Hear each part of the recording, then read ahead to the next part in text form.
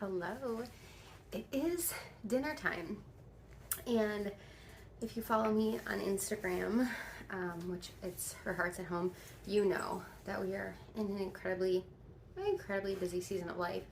Usually I meal plan, but honestly, I haven't even had time for that.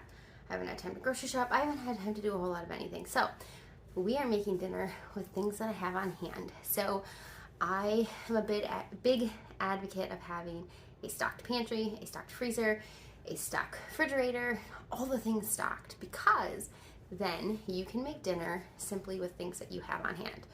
I'm having a hard time tying my apron here. Okay, so I went, what do I have in my freezer? What do I have? What can I make? I went ahead and I just pulled out a package of some ground beef. This is organic, grass-fed, grass-finished ground beef. It's a 1 pound package. I'm gonna go ahead and I'm gonna cook this up. When I got this at Fresh Time, it was buy 2, get 1 free. So you're getting 3 pounds for the price of 2. So this is the last one of those. And then I was like, you know I have these vegetable noodles and I can make a soup. So I'm gonna do a beef vegetable alphabet soup. So these are little, it's probably hard to see, maybe you can see them. They're alphabet soup. I get them from Azure Standard, but they're also like the veggie noodles. So they're made with like vegetables. And so I thought I could just make a fun little soup. So we're gonna do that. And I've got some tomato paste I'm gonna use in there in place of tomato sauce. I have tomato sauce, but I kinda don't wanna use that because I like it for spaghetti sauce. And so I'm like, what can I use? And so tomato paste will work. I'm gonna use that. And then I do not have any beef broth, but I do always have Better Than Bouillon in my fridge or my pantry. If it's unopened, once they're open, I have to go into the fridge. But this makes really good beef broth. And so I have that. I have frozen celery. I got it from Azure Standard in like a 5 pound box. So I'm gonna use some of that. I am taking all the shortcuts today. I've got some frozen diced onions. These are also from Azure. And some frozen diced carrots that are starting to get a little bit freezer burn, but that's okay. They'll be fine in the soup. They'll take on all the other flavors. Again, Azure Standard in like a 5 pound box. And then the last thing that's not Azure Standard, in fact, the tomato paste, the noodles, and all the veggies I've shown you so far, Azure Standard. But then I do have some roasted corn from Trader Joe's. And I don't have any regular corn in this freezer. I do in my freezer at my mom's, but I'm not driving over there. We're making do with what we have. So I'm gonna use this roasted corn and it'll have great flavor anyways. And we are just gonna put this all together in my pot. I bought this one here that I ordered from King Arthur a little while ago. I love it. It's made, I think in Italy, maybe, somewhere in Europe. And I absolutely love it. It was like $100, and it's really hard to find a covered or like an enameled Dutch oven that isn't made in China. So I was very excited about that. So let's get going on the dinner and let's make some soup. First thing I'm gonna do is get my ground beef going because it is still frozen. It's gonna take a little while, so I will come back to you when that's all cooked up.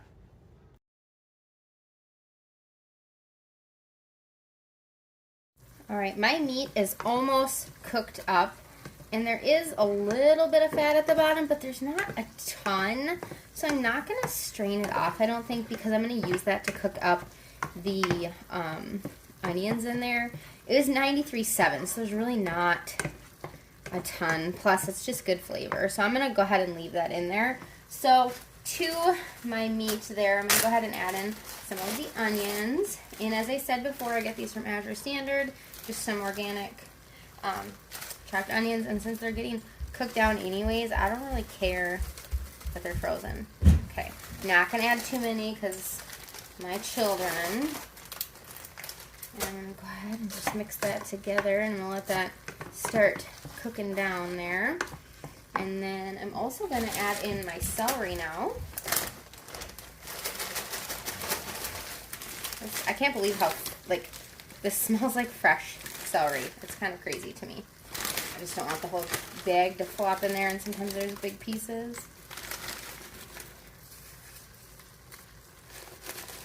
Okay, so just a little bit of chopped celery. You could do fresh, of course, that would be totally fine. I just was going for easy, and I actually don't even have celery on hand. It's not something we eat a ton fresh, so I just kind of quit buying it fresh unless we need it for something specific. And we have it in a lot of dishes. Okay, perfect. Got that celery in there. Now I am going to add in some roasted minced garlic. This one's from Azure Standard 2. Now I'm going to add in a teaspoon of that. Of course, you could do fresh garlic. That would be perfectly delicious as well. But again, taking the shortcuts. What I like about this particular garlic from Azure is it is a product of the US. A lot of times garlic is not. So just something to keep in mind. If that is, you know, something that's important to you, then you probably might want to check into where your garlic comes from. All right, to this, I'm going to go ahead and just add in some pepper. And I'm not measuring it. I'm going to add in a little more once we get the broth going, but just for the meat to be flavored. I'm adding that in. Okay, and then I'm just going to add in a teeny bit of salt, like, I don't know, a quarter of a teaspoon maybe, to my meat. I am going to salt the soup more when it's time to make the broth, as I said before, but just like a quarter of a teaspoon into the meat.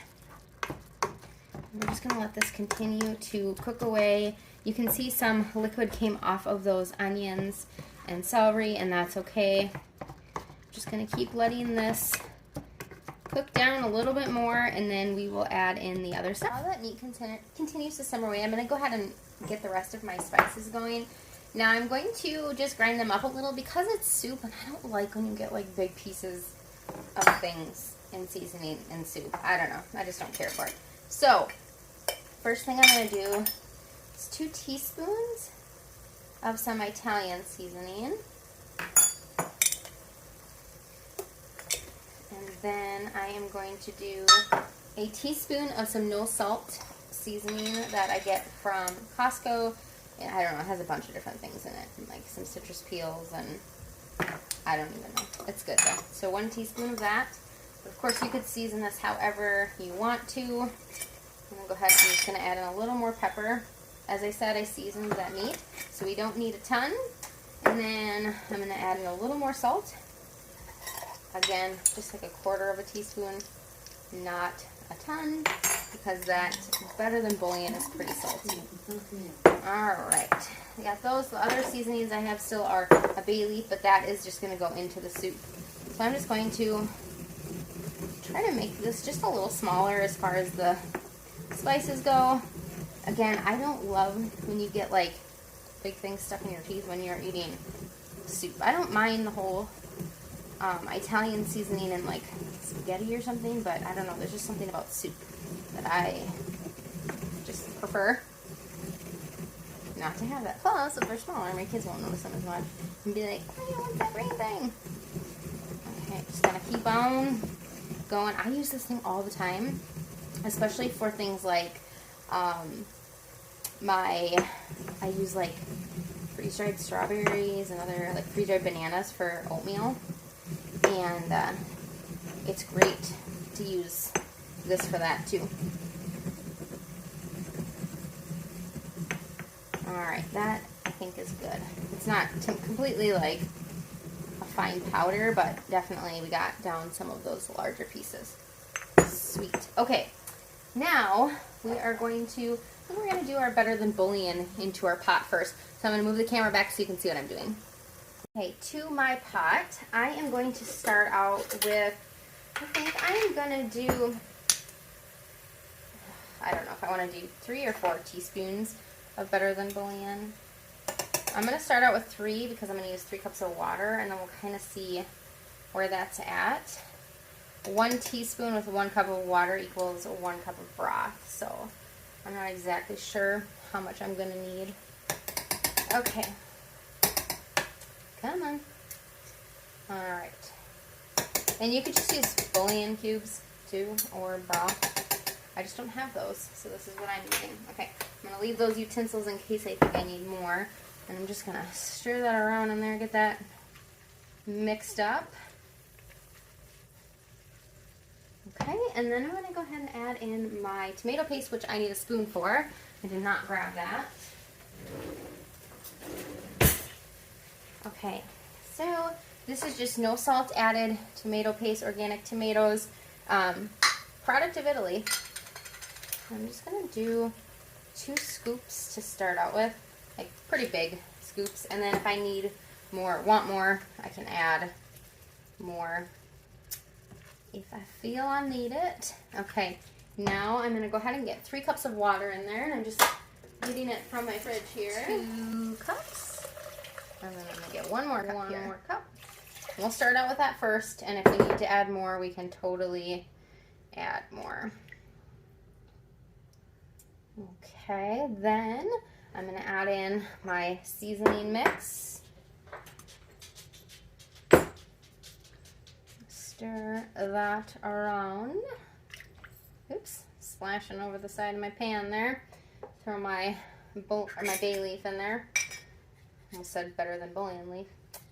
That's not what I want. Okay, a bay leaf in the pot. And you just pull that out before you serve it.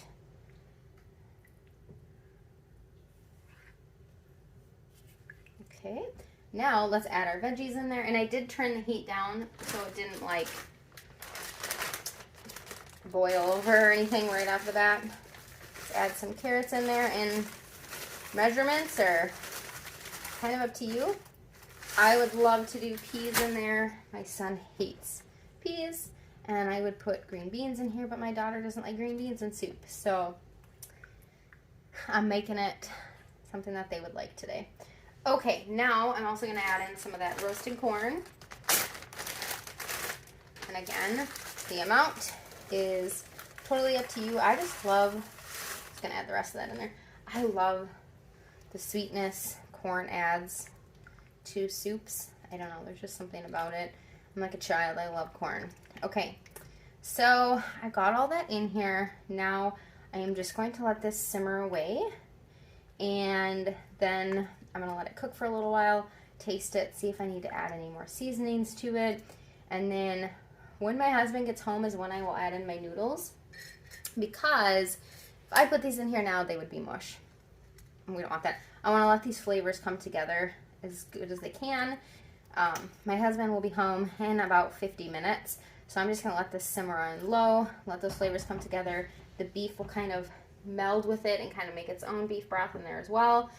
So when my husband gets home and I add these in there, I will let you know. And then while this is simmering and I've got all this cleaned up, I'm going to go ahead and get my biscuits going, so I'll show you how I do that. All right, friends, soup is simmering away, and we are going to get going on our biscuits. This is just a recipe that I made up that gets a double thumbs up every time I make it. And I've actually done it with like different variations, like using blended blueberries in it and just all different things. So we are going to do 1 cup of whole wheat pastry flour, which I realize I don't have my spoon. Okay, 1 cup of whole wheat pastry flour. I really like the whole wheat pastry flour. Oops. Makes a little bit of a nutty flavor in there, and I just think it's delicious. Okay, 1 cup of whole wheat pastry flour. All right, make a mess while we're at it. And then 1 cup of just regular old flour.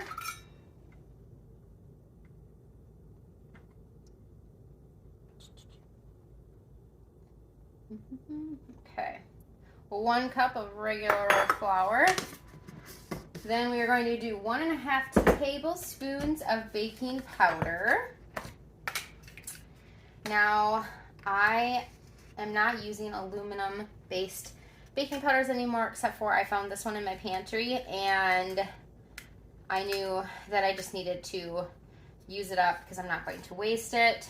So 1.5 tablespoons, but going forward I won't buy this anymore. I've actually got some aluminum-free ones up in my baking cupboard, but this expires first, so I'm not going to waste it. All right, next, 1 tablespoon of sugar. This is just organic cane sugar. You can buy, or you could use coconut sugar. You could use coconut. You can use whatever you want. I just like the fineness, I guess, of this one. So that's what I use. Okay. That's it for our dry ingredients. That's so simple. Okay, now my pastry cutter. All right, got my pastry cutter. I'm gonna do 4 tablespoons of cold butter. I already chopped off the 4 tablespoons. These are like falling off. 4 tablespoons off my butter already. This butter is really crumbly. Okay, and then just gonna chop these into smaller pieces, and then I'll use my pastry cutter.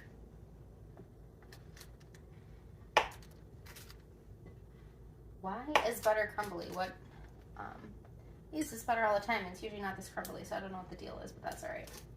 It'll still work. Okay, all that butter in there. This is the butter that I get from Azure Standard, and I really like it. It's European style butter. They're grass-fed. It's delicious. Okay, I just cut those into little pieces, and then I'm just gonna use my pastry cutter, and I made these like a garlic one, I think, with you guys not too long ago, and I made them. Yeah, I'm pretty sure I made them with you guys on a video, but I did this basic same recipe, but a little more like an Italian style, and they were real good.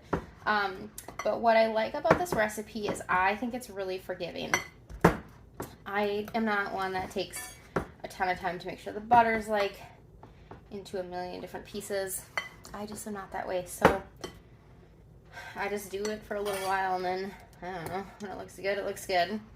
So I know some biscuits can be really picky, and that is not these ones, and I'm sure that has to do with the heavy whipping cream that we add to it. That's probably makes it a little more forgiving. And these are probably not a traditional biscuit, and that's all right. We love them. So I'm going to keep on making them. Okay, good enough. Got that in there. So then the last thing I'm going to do is 1 cup of heavy whipping cream.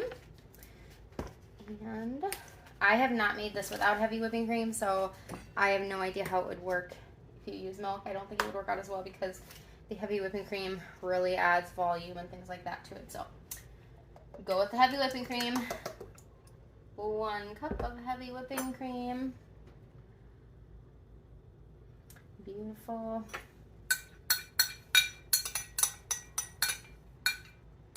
Okay. I'm gonna mix this together, and we'll see what the consistency is like. If I need to add more flour or more heavy cream, we'll kind of see. Usually I try not to add any more flour in the bowl because my counter is floured, and I don't want them to be dry. So just get it mixed up the best you can. I'll show you what we're going to do next. We are going to roll them out, and I'll show you how, throwing it around. If you watch me cook, you know that I usually kind of make a mess. All right, let's move this stuff out of the way here so we can roll out our biscuits. All that after. Do I have? Yes, okay, good. I've got one of these. All right, so I'm just going to take some flour and flour my surface.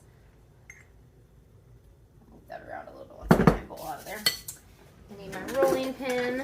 Okay, so what we're going to do is, you can see this is really like crumbly. It is not one cohesive ball. That's okay. Just going to dump it out on my counter. Okay. And I had to make sure it was still recording. Like, for some reason lately it just turns off on me. I don't know what the deal is. Someday maybe I can afford an actual like camera, but right now I just use my phone. Okay. Perfect. And this is going to be kind of crumbly the first few times you roll it. So you're going to roll it out into a rectangle the best that you can, and you can see the butter pieces in there.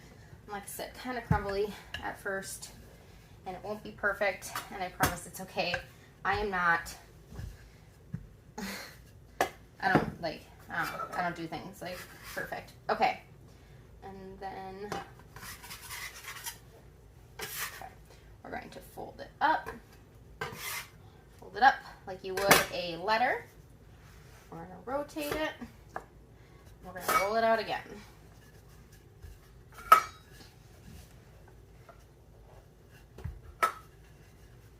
And you do want to work somewhat fast because the butter, you want that to melt in the oven, not out on your counter.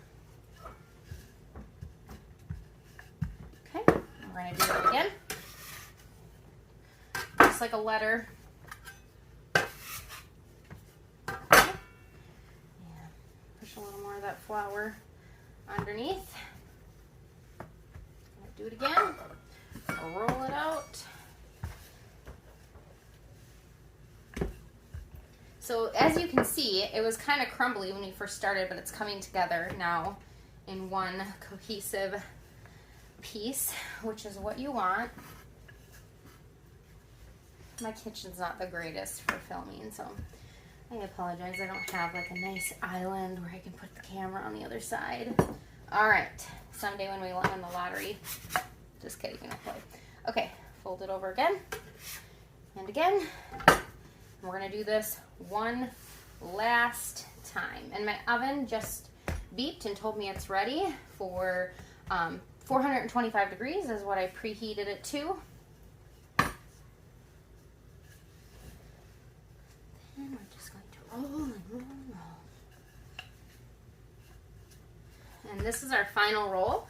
So we wanna have it rolled out for all of our biscuits. So you gotta work a little harder. But what we did there is we created these layers of buttery, flaky goodness by making those like envelope folds.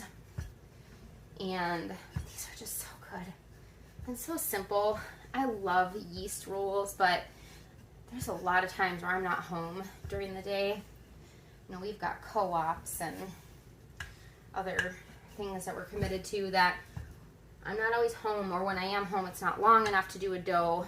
And so I love this for nights like that where I can just quickly whip up something, a bread, to go with our dinner. Okay, so now what we're gonna do is we're gonna take our bench thingy, whatever you wanna call this, we're gonna cut off all of the edges to make them, first of all, the same size, but also blunt, because what happens is when you roll it out, you get these curved edges, and when your biscuits go to rise, they won't rise there, they'll stay sealed.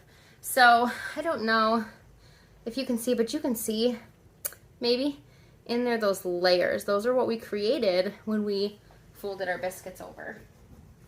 So cut off this other side, and I just do them in squares, rectangles, whatever. You can make a little something out of this dough. I've done hearts for my kids, so I'll make something out of that. So there we go. Now all my sides are cut. I'm going to cut it down the middle, and you can cut these to be any size that you like. If you want to make them little, you want to make them big. I'm going to do smaller ones this time. So I'm going to cut each fourth into 4. And this isn't an exact science. They're not all the exact same size, but it's totally fine. But you can leave them bigger if you want. I've done both, but since we're having it with our soup. So there we go. You can see, I'm hoping, the butter. Let's see if I get my camera to focus on it. Well, you get it. You can see the butter and the layers there. So I'm going to get these onto a pan. Maybe I'll make something out of this. And then I will put them in the oven, 425 for 12 to 15 minutes. Then I will brush them with melted butter when they're all done. So I'm going to get my pan, and I'm going to line it with parchment paper just because then they don't stick. They don't expand much, they rise, so you could probably fit all of these on one pan.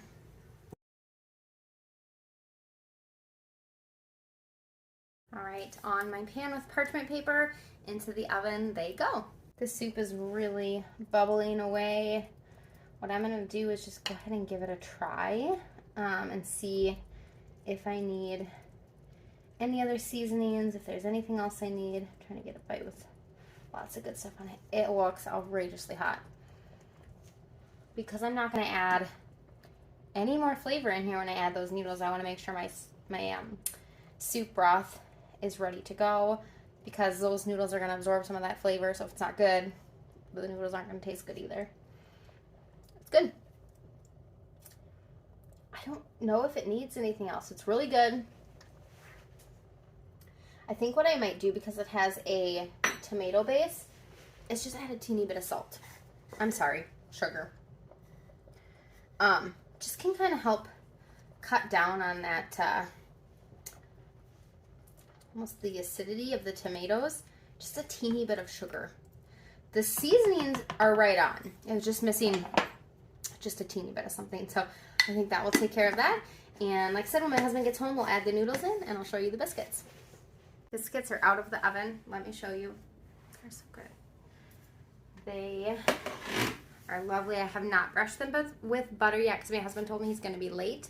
So I don't want them to get real soggy sitting here. But I mean, seriously, let me grab one and show you the layers. See? This is when we folded it and did like the envelope. This is what you get. Is a delicious, flaky biscuit. Oh, they're so good, you guys. They're so good. I can't wait to eat them. It's now to wait a little while though because my husband's gonna be late.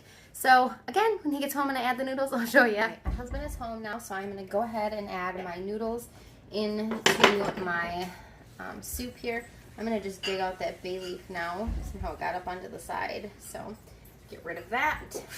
So I may need to add some more liquid in here, and if I do, I'll add in another teaspoon of bouillon and more water. So I'm just gonna do 1 cup of those alphabet noodles because I think that's probably good. And I think I'm gonna add in some more water and better than bouillon, so I'm gonna get some water in here. I can just see that some of the liquid had evaporated, and I want it to be like soup and not stew, and I know those noodles are gonna absorb some more too. So they're so tiny, you can almost not even see them. All right, I'm gonna get this back up to a boil. I am gonna add that 1 more teaspoon of bouillon in there, or better than bouillon, but I'm just gonna put the lid on while I dig it out so it can start coming up to a boil, since I did add in just water from my filter, so it's not hot, obviously. So I'm going to add in that extra broth in there, and then I'll show you when we serve it up.